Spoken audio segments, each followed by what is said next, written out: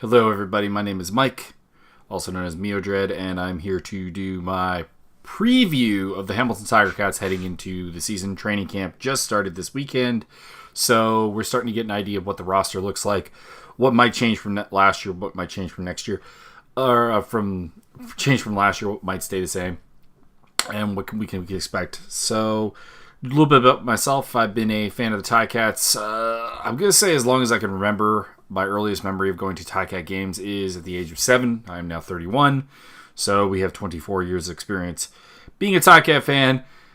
Some highs, but a lot of lows, if we're being honest. A lot of lows during that time period. And used to do mixed martial arts videos, still will periodically, so if you're here for the football and you see a fighting video, I encourage people to give it a shot to see what you like, but there will be other material on this channel, is what I'm getting at. So let's get rolling, shall we? So the biggest thing, of course, about the Ticats coming into the season, new starting quarterback. We saw Zac Collaros lose the starting job to Jeremiah Masoli when June Jones came in last season. And it marked a considerable turnaround for the team. After a drastically poor start, they improved a great deal, and Masoli really put his stock on the map, something that he hadn't really done before. Is something more than just a talented backup. Collaros is left for Saskatchewan in the meantime, and that leaves us with an obvious choice in terms of starting quarterback until last week, when Johnny Manziel was signed by the team.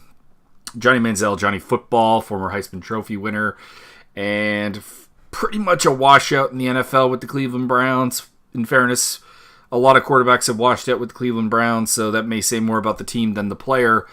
But Manziel also has a history of basically partying a little too hard, a little bit of domestic violence, a little bit of drug use.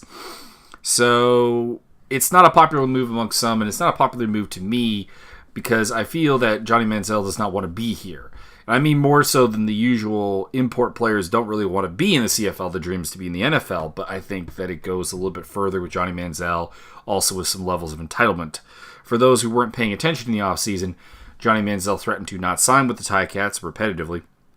He also wanted top-rank money, Collaros money, I believe was the term used, and he wanted his 2-year contract, which the CFL dictates as a minimum, to be waived to a 1-year contract so that he could go to the NFL real quick. He seems to think that he'll rip through the CFL with ease and just somehow end up back in the NFL, which I don't really even know how that would really work, because outside of Doug Flutie, I can't think of any CFL quarterbacks who have gone to the NFL after the CFL and been given what you would call a fair chance. Still, could Johnny Manziel be a tremendous asset to the team? It's possible. He's a very mobile quarterback with a strong arm, has all the physical gifts in the world, although I do question his ability to read defenses, especially in a highly motion-based system that is the CFL. So I'm very intrigued what happens there, but I'm steadfastly rooting for Jeremiah Masoli.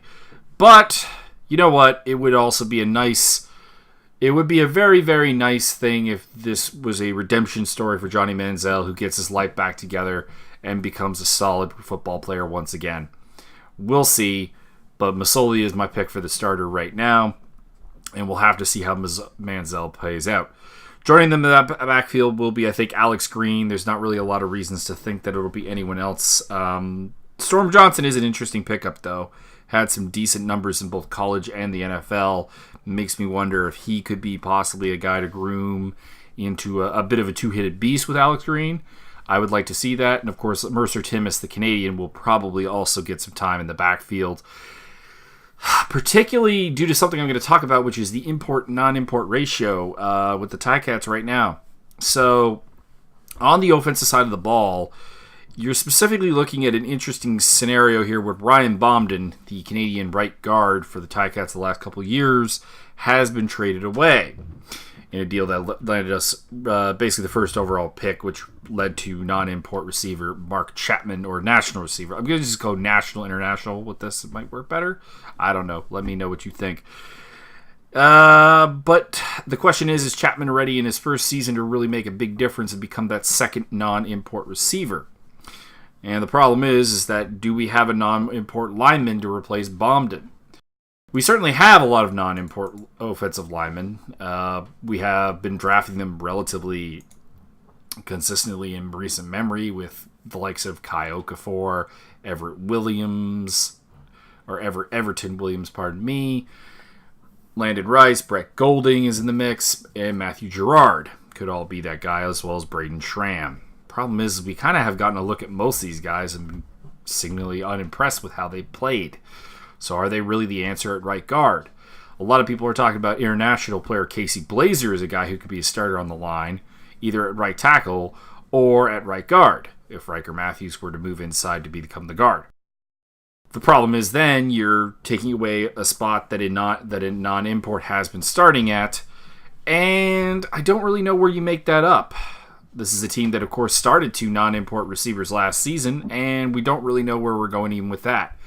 Sure, Shermod Chambers will probably be a starter, but you probably want to get Brandon Banks in the lineup along with Luke Tasker, and if he returns to form, I think you definitely want to look at Terrence Tolliver.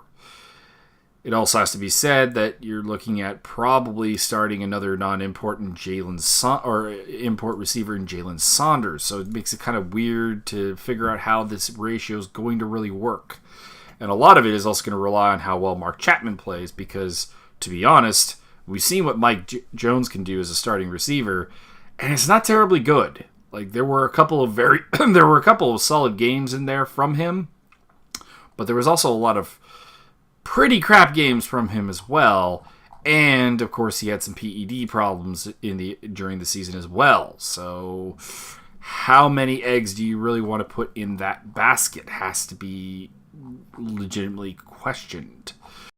Then you also have the problems on the defensive side of the ball, where I've been largely frustrated for a number of years in regards to the use of Canadian players. Specifically the fact that you have Mike Daly, who's probably a quality level safety, and you're playing Courtney Steven at the safety role instead of using him as a cornerback to make up an extra non-import starter.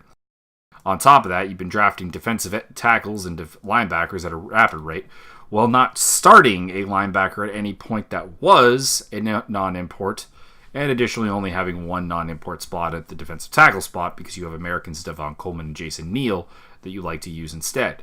And we also have, of course, Whitlock, who came in last season and did, frankly, a very fantastic job, and I would not take that away from him at all. He's a guy I'd like to see used, but that's the problem, is the ratio becomes a bit weird in that case.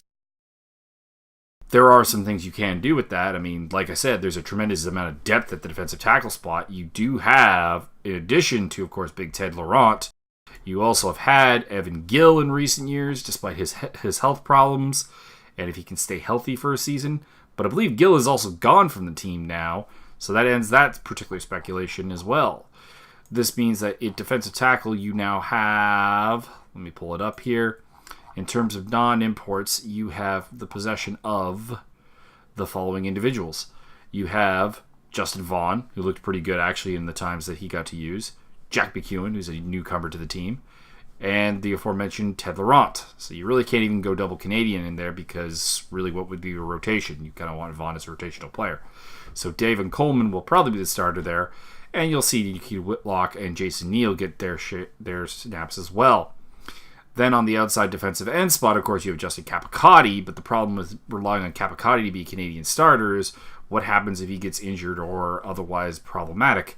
Because your only really other option to stack out there is Connor McGow, who, as a rotational player, I think is perfectly fine, but is going to struggle if he's asked to eat up starter minutes and starter downs. So that's a problem there. With the ratio, with the Manziel thing, how much is that going to take away from everything? It's a really interesting time. I'm hoping for the best, and I hope it shakes out well. And there's obviously a very good team here. I think June Jones is a quality coach. I think having Orlando Steinauer back in there, bringing a seasoned CFL coach, is also, I think, a very good idea, even though I'm not overly sold on Glanville running the defense. That being said, there are some bright spots also for the team. I think adding Liam Harloru, whose name I'm going to butcher all season long, as the kicker, is a very good idea. And I think also there's a lot of players who are ready to step up and become bigger parts of the team than they were last season. We saw Mario Cooper develop into a very good defense back towards the end of the season. Also Carol Brooks, and at various points Don Unamba. This is in addition to, of course, Richard Leonard, who was by far the man last season. Huge plays, and I hope to see him continue to develop and become an even better player. This in addition to veterans like Abdul Kanay and Courtney Stephen. I'm also very intrigued to see what we can do with the kick return game. We saw a little bit last season of a guy who a lot of people think might be the next Brandon Banks back there, and Willie Quinn III. What can he do with a full season and a training camp under his belt? So very excited to see how some things go. I'm also excited to see how DeMar Altman fits in his second year. A healthy Terrence Tolliver, like I said, could also be a great thing. But there's a little bit of reason for pessimism as well. So we'll have to see. And hopefully things will turn out for the best. Because the Ticats, we could use a good season if we're being honest. And I don't even mean that in the you always want a good season. I do mean that in the case that the last couple seasons, they've been rough. They've been a bit weird at times. And if we could put in a good quality season, it'd be fantastic. So, that is my breakdown on the Ticats heading into the regular season. Or into the preseason and then into regular season. I'll be doing post-game recaps throughout the season.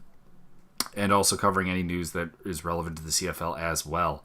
So I hope you enjoyed. I hope you'll turn in next time. And until then, Oski Wee Wee, Oski Wawa, Holy Mackinac, cats, eat 'em raw.